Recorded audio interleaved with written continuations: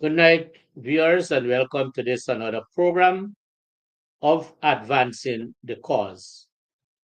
This program comes to you every Wednesday night from 18:30 hours to 20 hours.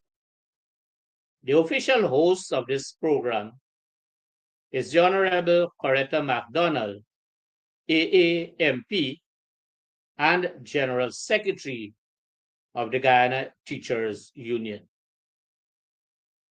Ms. McDonald is unavoidably absent because of other engagements, and as such, I wish to tender an apology for her not being on the program tonight.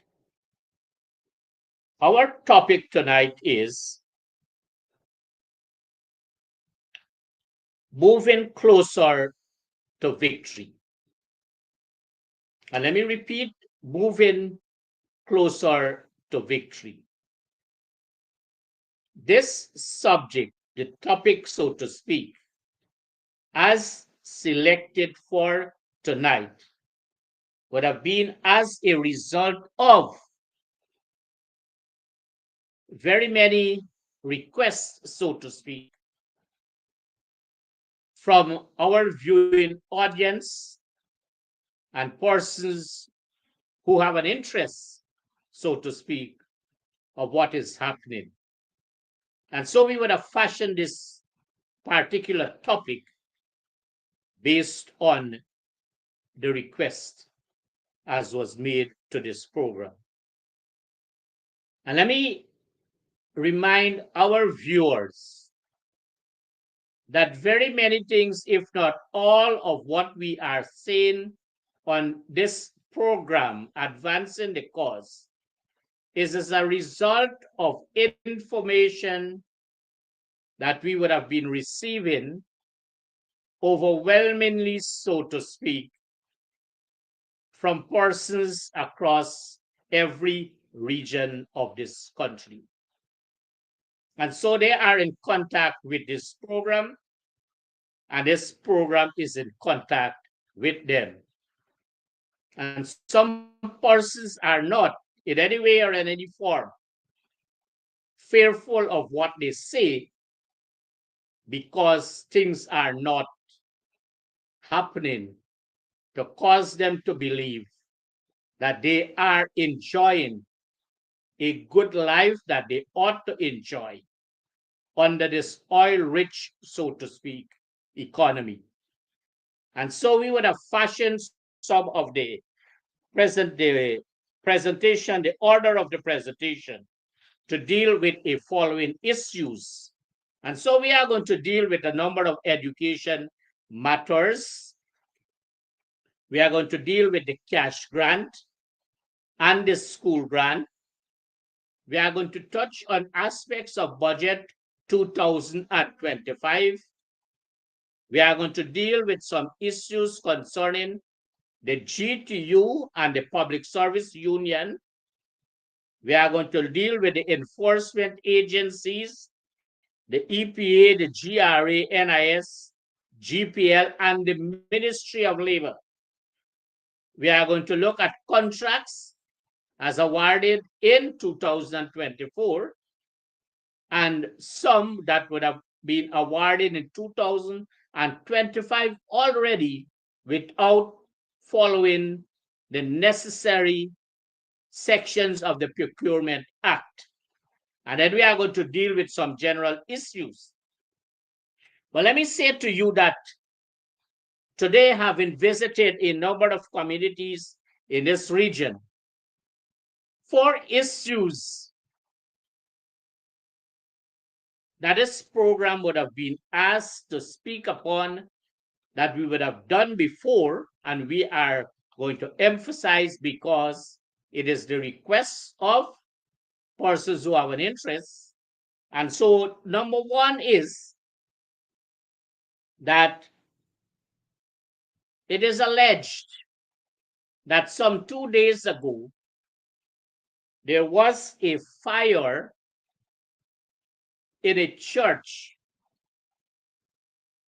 as located in Henrietta. It was told to this that a fire service was there, and we have no comment to make whether they did a good job or not. We are only saying that they were there.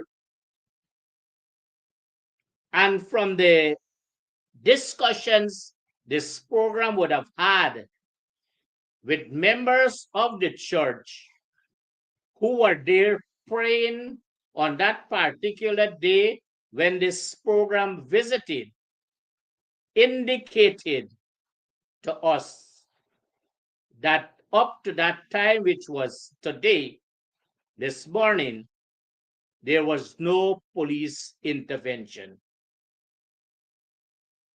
And therefore, it is serious business and matter. And mind you, the commissioner of police visited this region last week. And this week, early in this week, there was this fire. And we would have thought that the commandant of this region would have been so active in his work that he would have sent his policemen to do that investigation. I'm calling out tonight on this program the Minister of Home Affairs, the Commissioner of Police, and the Regional Commandant of Region 2, because it is a church and the concerns are there as expressed to this program by members of the church. The second thing we want to address on this program,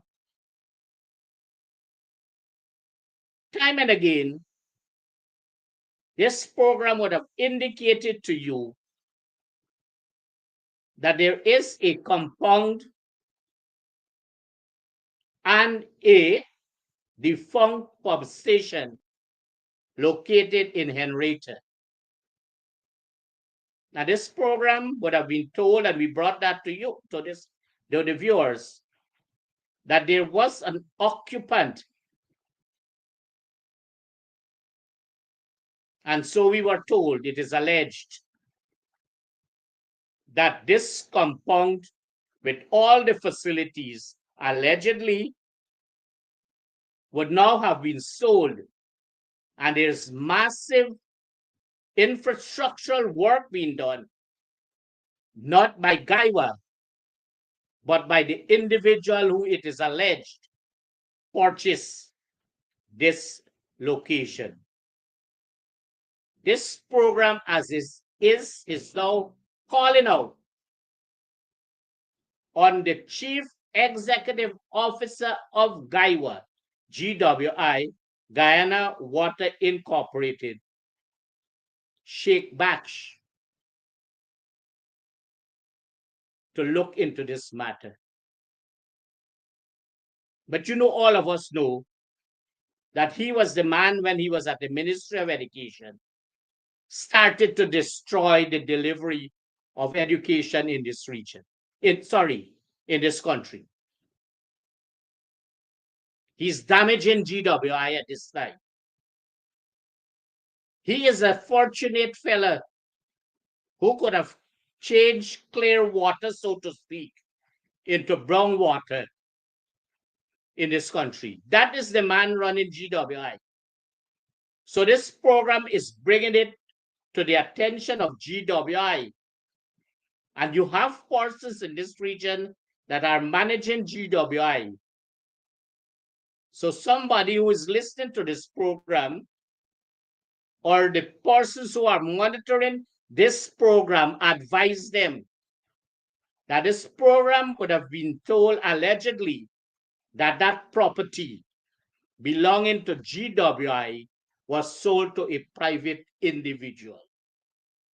And the third thing, as said to us, that there are still concerns as it relates to the issue of the disappearance of at least, allegedly, $7 million from a particular primary school in this region, Region 2.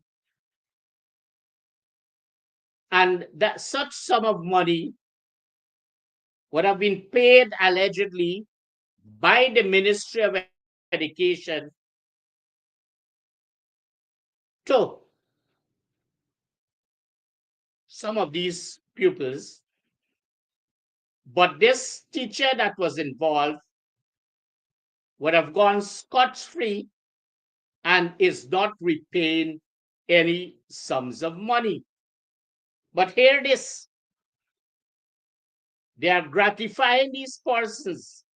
They are rewarding the family because this family, a family, friend, and favorite of the PPP, are getting big boxes, big contracts, and none of them, so to speak, can show any indication, by any chance, any level of technical qualification, experience, or to show any piece of equipment that would cause them to get these big boxes, these big contracts, so to speak. And so these are things. Why is it we would have fashioned this program? Moving closer to victory. These are all the things that people are concerned. So more people are coming on board to say to us, what are the ills of society? What are the things causing this country to be in the position it is based on these situations? And then the last thing, they would have indicated that it is alleged that at the Anna Regina Car Park, there's a gentleman, the name was given to us, that is fashioning nude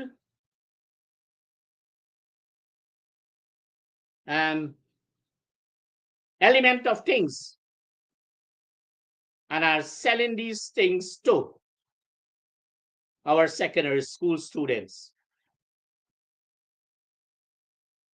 This program would have been told that the police at the Anna Regina police station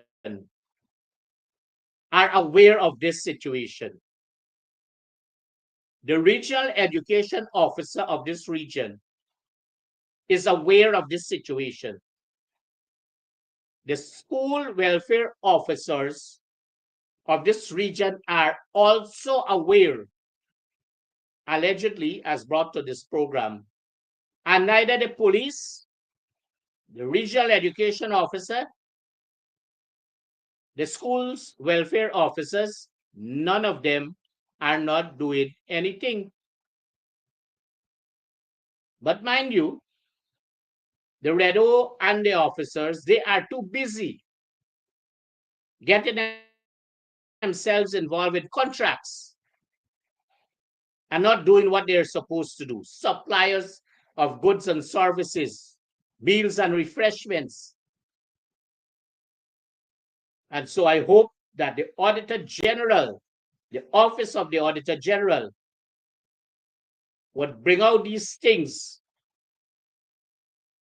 because I understand that there's an expanded staff across this country as it relates to the different regions, the offices of the Auditor General, and how they were busy during the period 2015 to 2020. They should be busy asking for, seeing all of these things, all of these infractions, and putting them in the report. But I'm coming to later on the Auditor General's report and some of the things that that report would have failed to and conveniently included. So I'm coming to that. So let us look at education matters. And so, school reopened on the 6th of January 2025 for the Easter term, 2025. To date, many schools are still in, not only the schools, the buildings, but these compounds that these schools are located in. They are in, let us coin the word to bring it out, in very terrible state, so to speak. A country in which billions of dollars would have been allocated for the education sector. This is shameful.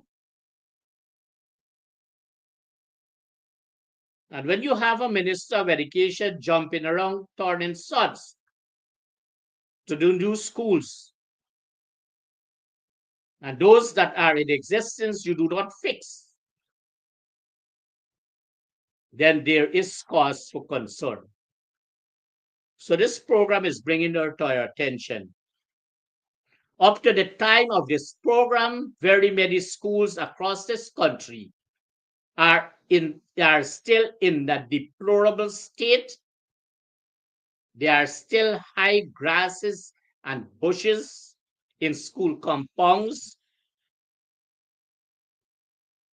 And we have the evidence, this program, because people across this country, every region, would have been speaking to this program. And so we don't speak with water in our mouth on this program.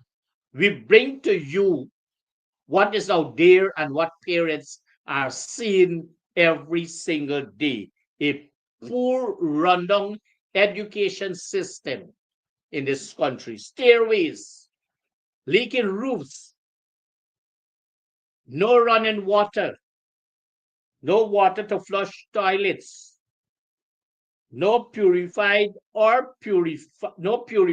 to speak, water, drinking water for learners and teachers, poor condition of floors,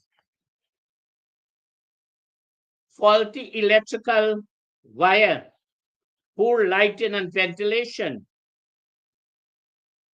and all of these things. Mind you, that the Ministry of Education and the various departments of education, the various regional administration in this country, they had an opportunity with those billions of dollars to fix these facilities, and they did not offer themselves to bring these facilities to standard. Auditor General, Office of the Auditor General. This program is hopeful that the office been so active during the period 2015 to 2025 will double its effort because there is more money in the system. But all those who are calling, like who calling on the University of Guyana to say value for money, the people of this country are calling on the Ministry of Education to show where the value for money is. Don't go and smile about the place and ask that the University of Guyana should now show value for money. It is this same PPP government that wrecked the University of Guyana.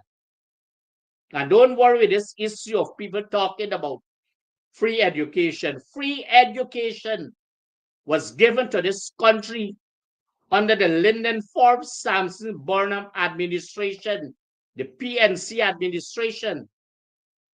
And in 1994, it was fully removed, destroyed, and appendage to by this PPP government. So when they are telling you that in January of this year that there's going to be, they are half-hearted in what they say. Like the cash grant that we are going to come to, they do not have a plan as to how they are going to be able to compensate, to facilitate, to improve the facilities at the University of Guyana. So let me put on record this program, so to speak, that free education in this country was enjoyed by persons in those days from nursery to university from 1976 until 1994, when the same PPP government has mismanaged this country to the extent that they stopped aspects of free education. They did that. So viewers, don't worry with this thing that they are introducing free. It was there. It was there under the fourth Burnham government. So there's no new introduction or injection into this country free education from nursery to university. That is a farce. And so people must know this. People must know this. Some schools are still under rehabilitation. You had a budget in 2024 under 6242, under 6255. One is catering for the rehabilitation and repairs of buildings and facilities. That is 6242. And 6255 caters for other infrastructure, stellings, and all these other things. If every region had a plan, then how is it up to this date, as speaking on this program, that recurrent works are still ongoing? How is it capital works are still going? And so we are convinced that victory is closer.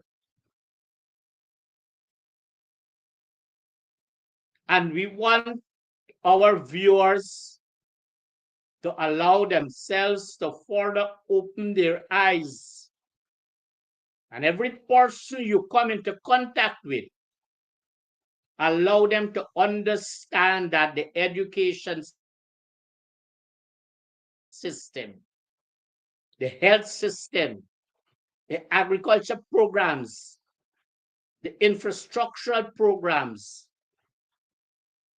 delivery at every regional and administrative level, that we are in crisis and it is a total failure. And so we need to take that and to ask,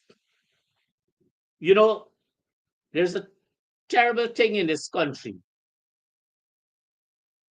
There's tremendous, this is another point of education, mind you. There's tremendous overstaffing of teachers in the education system. Nearly every school And it is not this program is telling you this. Last week or the week before, it came directly from the mouth of the chief education officer admitting that schools in this country are overstaffed. And hear what this gentleman said, that they are going to rationalize staffing. How do you rationalize staffing when every conceivable school, nursery, primary, secondary, schools that are under the Teaching Service Commission and school board schools are overstaffed to the extent he does not know that in that case, no rationalization can happen. And they would continue to employ persons in the schools of this country, knowing full well that these schools are tremendously overstaffed. And the CEO publicly said, admitted that our nursery, primary, and secondary schools are overstaffed. And they are going to do rationalization. It cannot happen because of the tremendous overstaffing. And where secondary schools are concerned, it is going to be difficult because you do not have, in some cases where there are overstaffing, how do you place those specialized teachers? And this has nothing to do with our teachers. It has to do with a failed system. And how it is a failed system? It starts from the head teachers of these schools, the district education officers, the regional education officers, the PEO Georgetown, the Deputy Chief Education Officer, Administration and Technical, and the Chief Education Officer. All these levels of officers must be held accountable to the state, the taxpayers of this country, because they are contributing in ways and means allegedly to cause fraudulent conversion. Auditor General, every time a report is made, there is something called staffing or staff details in that report.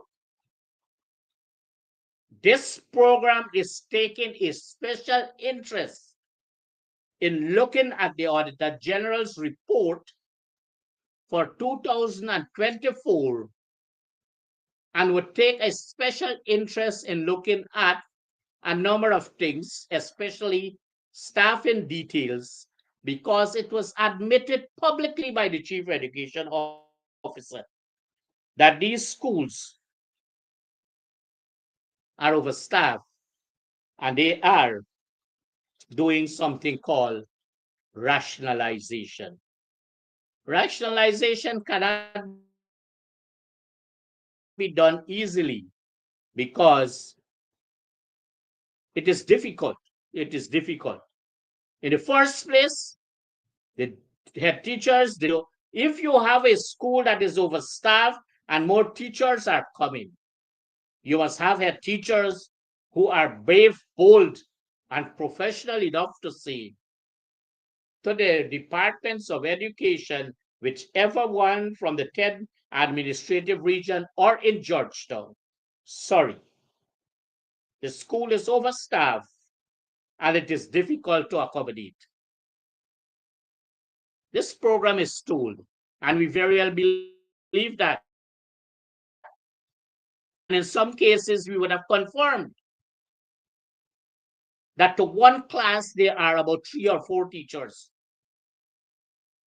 It is alleged, this program was told, it is alleged that even the pathway part-time 10 days a month workers are giving instructions to our learners at nursery, primary, and secondary schools. And these things can only be encouraged by the head teachers of these schools. They can only be encouraged by the different DEOs that are monitoring these schools and the heads of education department, meaning the Red O's in the 10 regions and the PO Georgetown.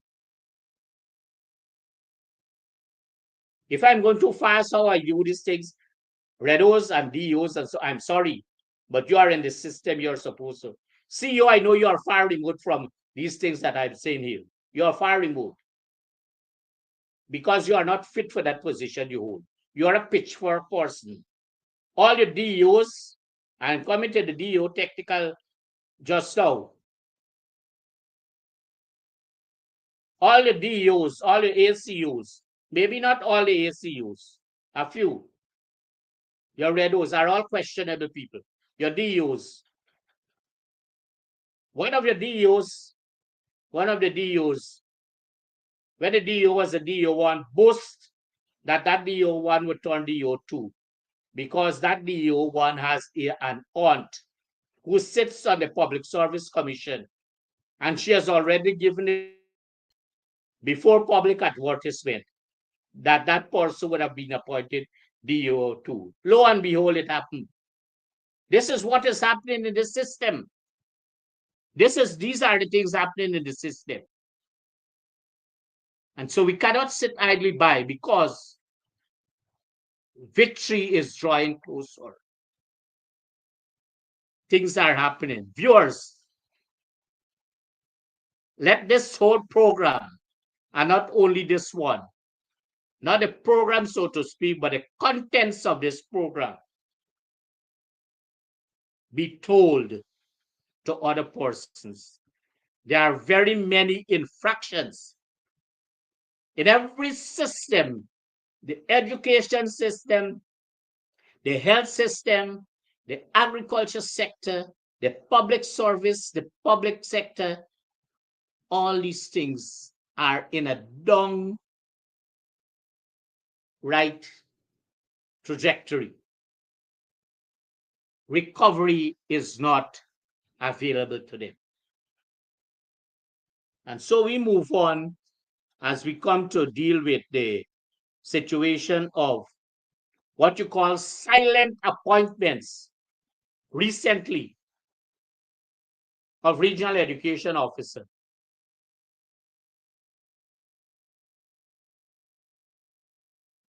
This program was stolen. We are bringing it to the viewers' attention. That at a particular meeting held sometime early in this year, where these Redos, some of them were DO2 and they attended, but they were performing the roles of regional education officer, not confirmed then. The system is so poor that these Redos, some of them that were appointed, the system was not followed as it relates to filling of vacancies. There was no public advertisement.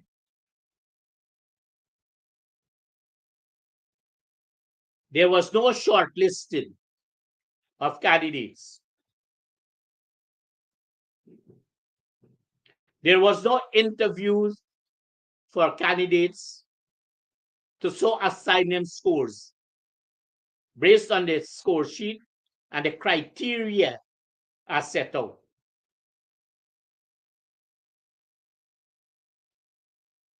Nothing happened because the situation in particular regions, and I'm going to give one,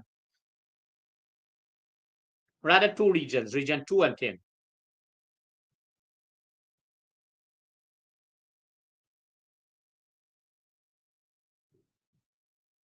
In region 2, it is alleged that the DO2 that was performing duties was appointed Redo, allegedly. But let us bring to the attention of this program that this same DO2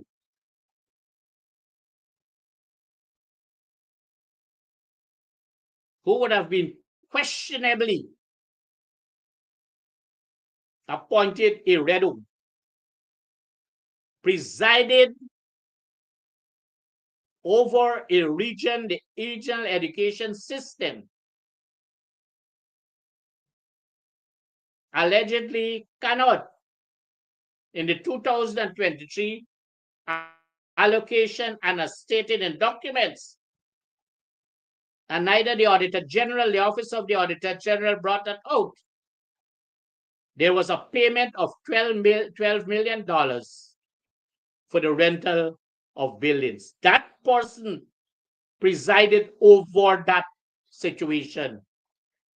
And when the questions would have been asked by this program, where is this building located? Who was the person this building was rented from? When was this payment made? Who approved the payment? Who recommended the payments? But it was extracted, $12 million extracted out of the 223 budget. And this same person who presided during that period cannot say, this is the person they are appointed, but they are accustomed to reward failures. Because it is alleged that when this person and some other persons were supposed to be transferred, that Regent Street without rain one day was flooded with high water, some house there, some Freedom House or something, because they went there and this person was one of them that went there. Why we are bringing it? We are bringing it to this program to show all the infractions of what is happening. You know, there was a situation of 8th of May Primary. We bring the name of the schools. And this same person who has now been appointed, so to speak, as Redo of this region, took a letter to the person, the teacher that was involved, on a Sunday, asked the teacher to sign for the letter. And when this teacher opened that letter, it was dated the Monday. That is betrayal. And you are appointed somebody who would have betrayed the system, a regional education officer. Questionable circumstances, so to speak. You are given person's letter on a Sunday, but you are dating this letter for the Monday. And then there is the situation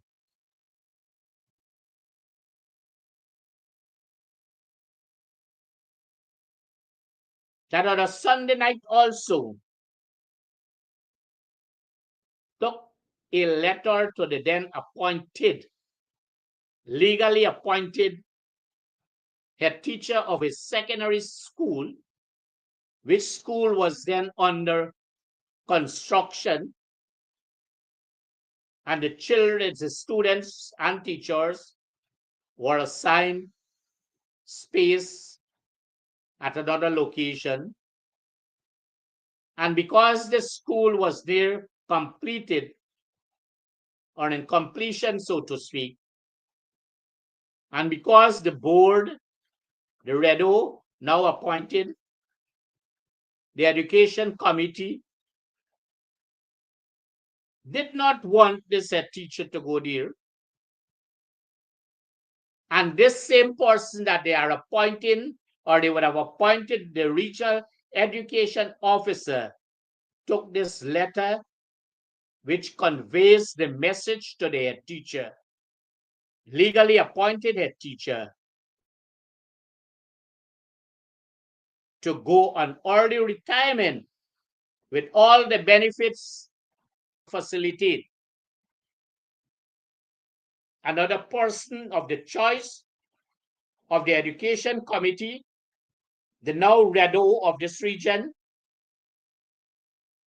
and the school board to be appointed to the public that school is in massive confusion because both the head teacher of that school and the deputy head teacher of that school, they were appointed administratively and they were not the most suitable persons, candidates.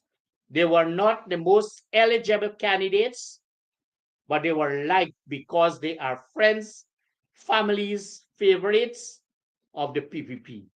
Appointments in that particular school, those appointments are based on political consideration.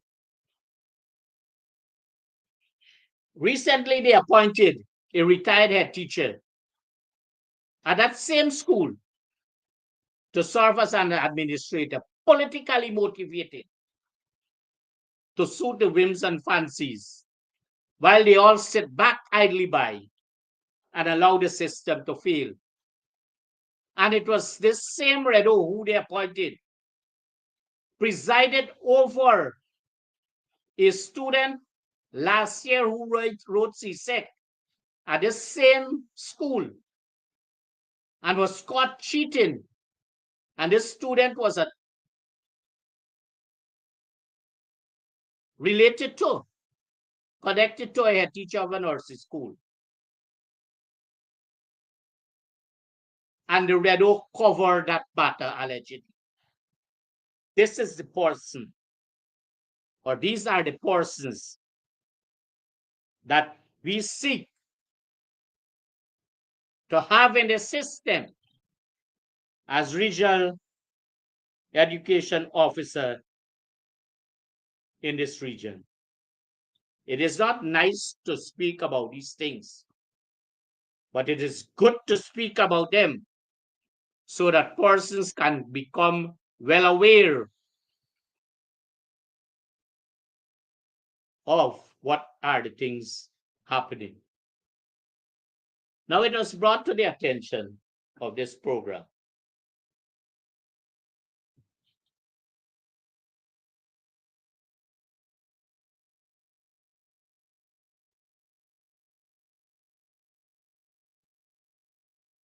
and there was another situation where this same person that is appointed ready presided over a situation in which a head teacher of a particular primary school in the Pomeroon who reported for duty once every month, spent no time there,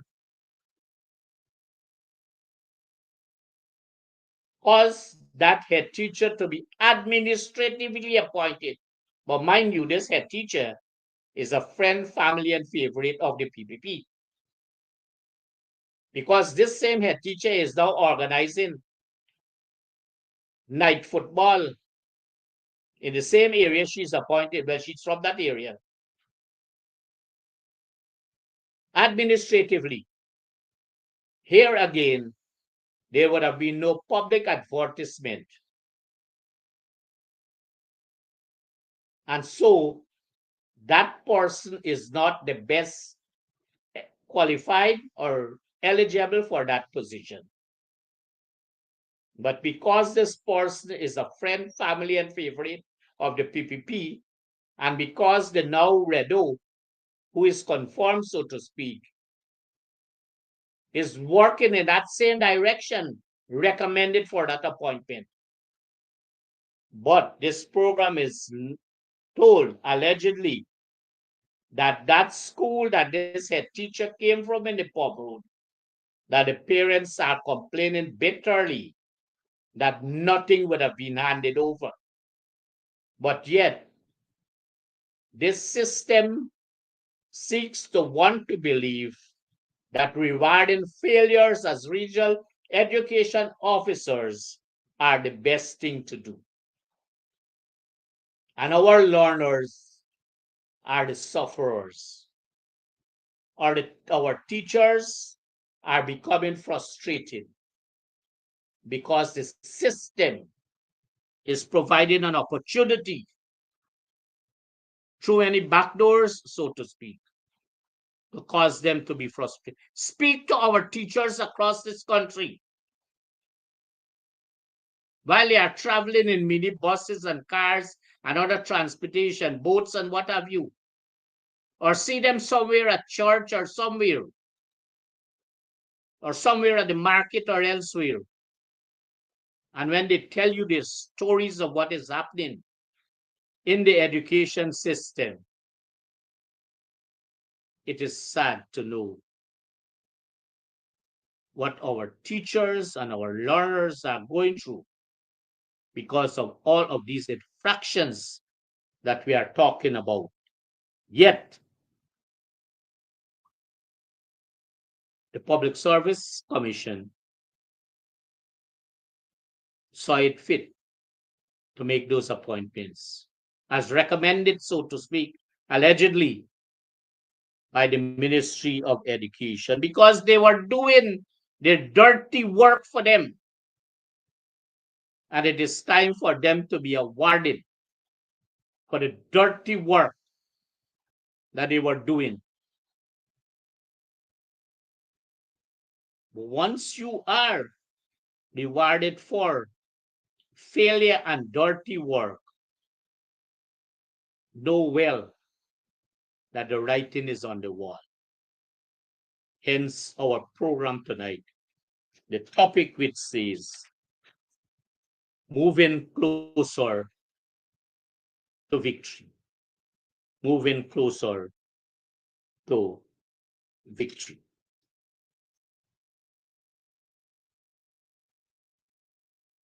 Now you recall that sometime last year, our teachers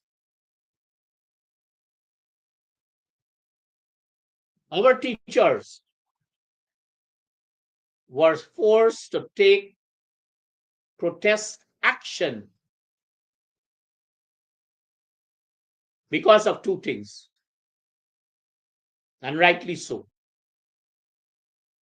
One, they were not satisfied with the conditions of work.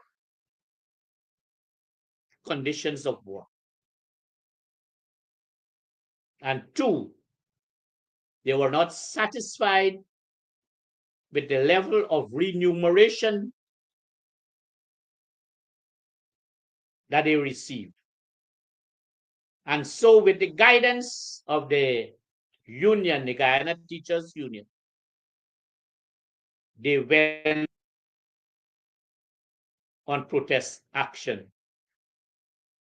But we come back to the same person in Region 2 that would have been appointed recently regional education officer. While our teachers in Region 2 were protesting in the quiet, so to speak, under a tent, a shed, a public space, without making any noise, just speaking among themselves, this same person that is now appointed regional education officer, carrying out the work, the dirty work of the PPP, called the police on our teachers. How shameful it is that our teachers doing the right thing had to be confronted by officers of the law. But that has nothing to do with them. They were performing their duties. And they said to us exactly who made that call and the instruction they got. And they said the instruction they received was to have been very hostile to our teachers and to cause them to be embarrassed.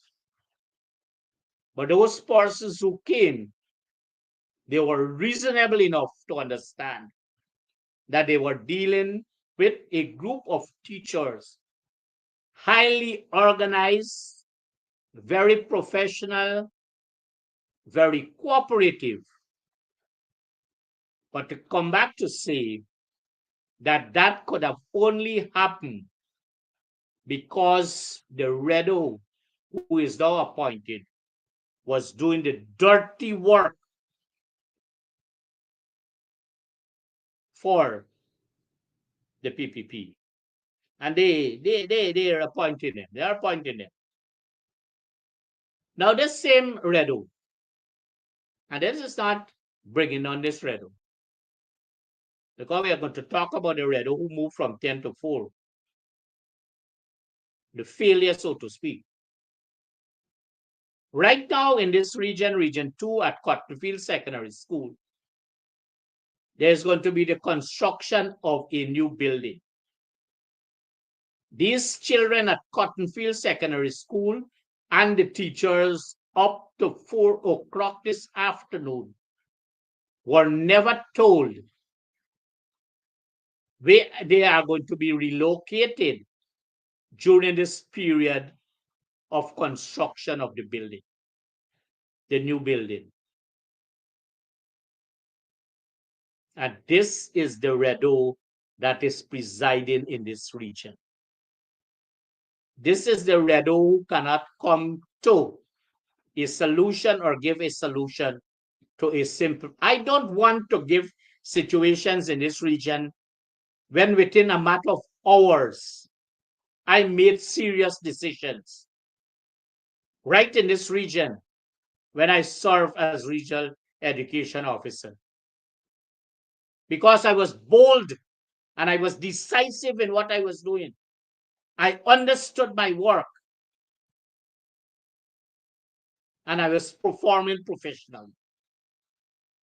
But you see, when you depend on political instruction because you want to be favored and because you are not too sure how comfortable you are in the performance of your duty, you are bound to do dirty work for the PPP. And so let the public know, let the world know that at Cottonfield Secondary, there is no decisive action taken by this same person that is now appointed Redo in this region. Now, when that person would have been appointed Redo of this region had a serving Redo that was sent to Region 10. So you see another infraction? This is why we are moving closer to victory. But they would have removed the Redo from 10, put that Redo to 4, a total failure of the education system, messed up Region 10, was responsible for, in conjunction with the REO of that region, Region 10, and Central Ministry of Education, not to have completed on time or not to have works executed in any way or in any form for schools in that region. And so the learners and teachers are now faced with those very serious situations. And when you speak to persons in Region 10, you speak to the teachers that are housed in both the Berbice and the Demerara rivers, places on in the river, that those schools and teachers' quarters are in a very deplorable condition. And in many cases, they are seeking refuge, so to speak, at the homes of parents in those communities. That is the region that would have been afforded if failed redo, helping to this. Maybe they are working in the best interests of this government, doing the dirty work of this government, the PPP government, to not want things to happen with things in Region 10. But that person would have been gone to 4 now. A total failure of the system. And there's no question about that. So we need to bring this program to the attention of our view. We want to touch very quickly on a few pieces of correspondence, 3 so to speak. So document 1 speaks to teachers' duty-free concession. And I'm saying this has to come from the person, the human resource manager. And if any award is to be given to anybody for long service, it should not be long service, it should be double long service. This person who is human resource manager is always sleeping at the desk because this person is as old as ever. And this was one of the persons that led that negotiation allegedly into the direction the ministry wanted it to go. And this is what it says. The deadline for submission is, once you have is, it cannot say on or before. Is means that it is be specific to a particular date. So this is an education document, Then when it goes down, it says here, applications should be submitted with copies of relevant documents, birth certificate, present appointment letters. If it is present, it is only one present appointment letters. My God, this is a document coming in modern times from the Ministry of Education. You see, when you have worn out people at the top there at the ministry, you see what is happening? And then at the bottom says, eligible criteria is outlined. Now, I understand criteria to be plural. And so where you have is, it's supposed to be are. A document emanating from the Ministry of Education. Document 2. This is the one from the Deputy Chief Education Officer Technical. And this one says, identification of education officers of regional TVET and CCSLC officers. It is dated the 14th of January 2024. Everything for these people now, strategic. What is strategic about this document? Right? So this here is a memo, a memorandum, and it is clearly stated memorandum. And look at what is happening here.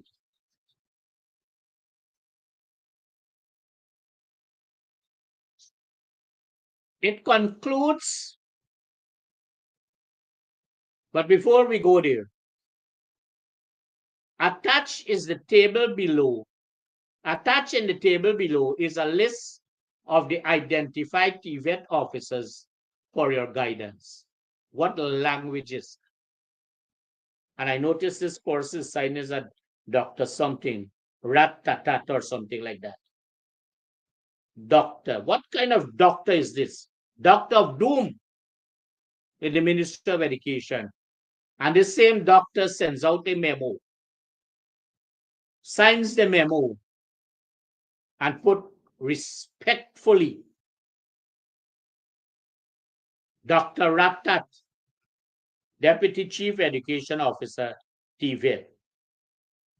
This is not for a memo, and these people continue to make this sad mistake because they were all pitchforked into courses that they could not have been able to complete successfully. And they were all placed in positions that they are misfit and they are totally mismanaging the entire system. By the way, I hope that the Office of the Auditor General will be doing two things as it relates to the Office of the Deputy Chief Education Officer Technical. And these two things I would be happy to know, or the public or the viewers to know, how, where items that were bought, paid for, received by the ministry, where some of these items went to, who requested them, who signed for them, and to which homes instead of institute. Allegedly, let us know. And the second thing we wish to know, it is alleged that during 2024, that despite the fact that sums of money were allocated for traveling and subsistence, accommodation and meals for meetings of TVET institute, heads of TVET institutions, it is alleged that no meeting face-to-face was convened. Let us know, Office of the Auditor General. Let us know as it relates to accountability. And may I repeat, of items supplied, where they went to, allegedly, and where they appropriated sums for meetings of TVET institutions, while it is alleged no meeting would have been held, where these sums of money went. And so, this is a total trash for a memo coming from a doctor. And if you are dealing professionally, copied Permanent Secretary, Ministry of Education. The Permanent Secretary, Ministry of Education does not fall in the ambit, so to speak, of the professional format of the Ministry of Education. And if this gentleman doesn't know, that should have been for the attention of, I'm teaching them. Rather, this program is teaching them. And this program is willing to assist from the Chief Education Officer right down to the DEOs without any payment. How is it they should conduct the affairs of the Ministry of Education and to get good results?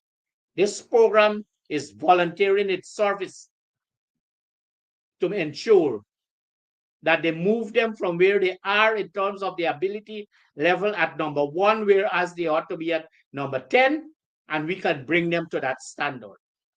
But the only problem is that because they were pitchforked into those positions, are they in a position to move from where they are at 1 to 10? And I think it would be difficult to move them even from 1 to 4. But we can see what happened here. And so this is total trash. Total trash. And then there is Textilia and American University. This document is dated the 7th of January 2025 and addressed to the Chief Education Officer, advising that seeking approval to conduct seminars for the below mentioned schools. And we are not going to deal with the content of this because it came from external. But this program is concerned that in Region 10, that they are going to the Mackenzie High School and the Linden Foundation. Both of these schools are on the Mackenzie shore, so to speak. Linden Foundation and Mackenzie High. The question is, why is it they are not going over the river to Wisma, to either New Silver City Secondary and the other secondaries, the multilateral school that is there? This seems to be some form. Apparently, it is discrimination. And so this program wishes to so advise. We move quickly now to cash grant and school grant, and to advise that this whole process is up to now a recipe for corruption. This is not parliament. So I'm not governed by a speaker on this program. Or this same program is not governed by a speaker. And we are not making allegations about people, and we are not pointing fingers. So we are free to use the word corruption. Any word we can use on this program, guardedly. But we are not lawless to be using words and terms as some people would do. So the cash grant up to now is a mass of confusion. The school grant is a mass of confusion. But let me give quickly in the school grants. We have 39 weeks in a school year. That is by law. Chapter 3901 speaks to the number of weeks in a school year, 39 weeks. It can be anyhow once each term, once the 3 terms would give you 39 weeks. And so in a calendar year for which this $50,000 is given to each learner, divide that by 3 terms and you get $16,000. Divide that, if each week would have 13, each term would have 13, divide that. See what is going to happen. You are not getting any money there. And so those who are craving, asking for the University of Guyana to deliver based on what they receive, value for money, this is a shame and disgrace to give. But you recall when the coalition was in government, we provided bus, boats, breakfast, books, bicycles, more things. When you put those things together, it gives you a figure far more than what they are receiving as $50,000 cash grant per year. And not only that, this money goes into the hands of the parents. And here it becomes something that is called reasonableness in the spending. And because of the level of poverty, where some persons cannot afford to send their children to school, but when this cash grant is paid, because remember, the teachers cannot remove your name from the register. Even you are up, you can only present yourself for 1 day in the term. Once you would have made an attendance, the law speaks to that. You have to be considered for your name to be written on the next term in the register. And if you go for 1 day, it also speaks for you to go on the register for the other term. And the cycle goes on. The only difficulty is that depending on the policy of promotion in the school, you can either go forward or you can remain. but it cannot remove you from the role at the school. So children, the parents would take, this is what this program found out through its research in every single region and feedback, that because of poverty, high level in this country, that people are going to send their children to school for one day in the term and they become eligible for that grant. But what they are going to do, and you can't blame these parents because they live in a state of poverty in an oil-rich economy, boastfully by so many persons. Our parents cannot afford to send their children to school. And they are going to use that sum of money to ensure that they are properly fed or fed to some extent at their home. And so that is to the school grant. As it relates to the school grant also, and this is not to cast aspersions on our teachers, because this program brought it to the attention of the viewers that at a particular Region 2 nursery school, that a toddler, meaning that this person is not eligible for nursery school, the head teacher of that school would have had this child and the mother of this child holding up sums of money as cash grants. This is a questionable, allegedly, it is questionable. And if they find out which school is this, I think the Auditor General should take a serious view of auditing this very school. But I don't know the school. This program is only told certain things, allegedly. And we verify sometimes, but we don't recall sometimes what we would have verified. And so we have to take a look at that as it relates to monitoring of the distribution of these school grants and the level of accountability as it relates to monies received and monies paid out. And so these are all, and let me say to the viewers, as very many of the persons that are speaking on other programs say time and again, let this program get it right tonight. Or let us remove that part, getting right. Let this program make it clear and straight tonight that every cent that is being spent by this government, it is not the government of Guyana money. It is not the PPP money. Let me repeat two things. It is not the government of Guyana money.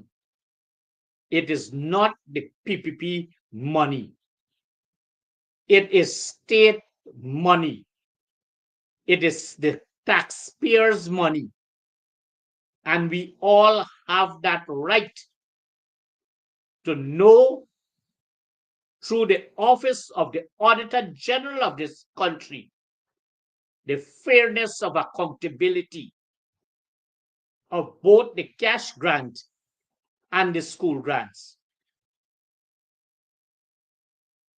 because they are questionable transactions. And it is so questionable as it relates to cash grant that while some persons allegedly each year come into this country at a particular time to receive their pension books, spending at least 1 week, it is alleged that across this country, while they were there collecting their pension book, old age pension book, they took the opportunity at those distribution centers to register persons, not knowing that these were persons living overseas and are in Guyana for a week just to collect the old age pension book. And this is information, this has to be inside information given to them. And so the persons working at the Ministry of Social Protection, including, and last time I pointed out the section in which the Minister of Social Services and all the officers are in breach of confidentiality and in contravention of the laws of Guyana and should be held accountable. And the Office of the Auditor General should be active as we make the comparison as they did in 2015 to 2020. And so it is alleged that when they were registered, and because they had a photo taken and what have you, and the ID information, checks were prepared allegedly, and persons read with those same allegedly ID cards and pretended to be the person. It is alleged. And in other cases, what you call this thing, authorizations were given and sums of money were paid, while these people were never in this country, allegedly. This is something that needs to be investigated and needs to be investigated, and to call the Minister of Social Services and all the members of staff to account for this system. And for the cash grant, whoever is monitoring. Anyway, or by the way, as it relates to cash grant, we are missing the boat very many times by not making mention of the Accountant General of this country and the Secretary to the Treasury of this country, or what you call now the Finance Secretary. We are not at any time calling them to account. But they have to be held accountable. Don't let us continue to miss the boat. Because when we miss the boat, some people go scotch-free. They go scotch-free. And we are too busy not realizing that they are to be held accountable for this deal. So, Auditor General, you have an opportunity to make it right this time around as it relates to the Office of the Auditor General to come to scratch with the cash grants. Quickly, let us turn our attention to the Budget 2025. May I, from the very beginning, say to you that 95% of the presentation as made by the minister within the office of the president responsible for finance, that he spent 95% of his time bluffing, trying to tell people what language he knows. And at the end of it, there's no payment, no reward for 99% of the Guyanese people. But you have better commentators than I am who are versed in that, and they are going to continue to speak about that. And so that is the only comment I want to make about where nothing for the working class is there, nothing, absolutely nothing. And teachers and public servants, because of this budget, would have complained bitterly, and they made the connection between what would have been signed on their behalf without consultation and with the betrayal of some people in both the Guyana Teachers Union and the Public Service Union. They have seen nothing in the budget because they were already betrayed and they were already signed off to by some persons of both the Guyana Teachers Union and the Public Service Union. And so that level of betrayal is not going to stay well with our teachers. And so, viewers, we are at a point in which we are closing now. We have at least a few minutes more, and we would want to advise you that because of the time that is remaining there, that we do not want to touch on any other major point, but just to conclude this program by saying, as we would have been saying for the past couple of programs, that there are 5 agencies that you are having persons that are employed and are paid by the state and are failing to perform legal and constitutional duties as it relates to an illegal and unauthorized workshop operating in a residential area, causing noise, dust, and chemical pollution. And the major one is the Environmental Protection Agency. This is an agency that believes that they are God unto themselves. And if you listen to what are the things happening on the East Coast with this poultry pen, and what is happening, it is the EPA that is responsible and that is causing the suffering of people because they are very selective. But this program is going to continue to call them out. This program is going to continue to call out the Minister of Labor. And by the way, let me correct him. He is giving people the impression that they are introducing something new in the system by coordinating activities with the Ministry of Education. But before I come to that, let me make mention of the other agencies that are failing people and are failing us in this illegal and unauthorized workshop in the residential area. GPL, the Guyana Revenue Authority, NIS, all of them are total failures. Ministry of Labor. And there's one more, but I'm going to remember it. Right? They are total failure. They are responsible for the suffering. Like the budget, they are responsible for the suffering of people. But let me come back to correct the Minister of Labor. I don't know what knowledge he has of this system.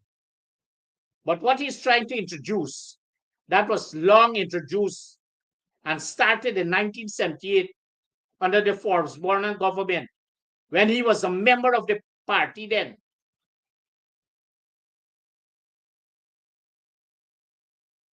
We had career guidance workshop. We have career fairs. We had work-study attachment. Students of secondary schools were taught how to do their resumes and how to make applications. So when they bring these things upon you, telling this public they are cooperating with the Ministry of Education, it is not new. It was there under the Forbes-Burnham government, started then in 1978, when you had the first set of work-study students. So don't allow them to fool you. And so, viewers, I think we had a full program. And we want to continue to thank you for tuning into this program. We want to thank you for advising us. We want to thank you for submitting your information. And if by chance this program did not bring you any information as you would have submitted because we did not touch on contracts and all of the fraudulent issues in contracts, all the infractions in contracts, award of contracts, On the next program, we would continue to allow you to have that information. We want to say how grateful we are for you tuning in, listening to us, submitting information, allowing us to follow. And we want to say thank you, good night, God bless you. May you have a restful night.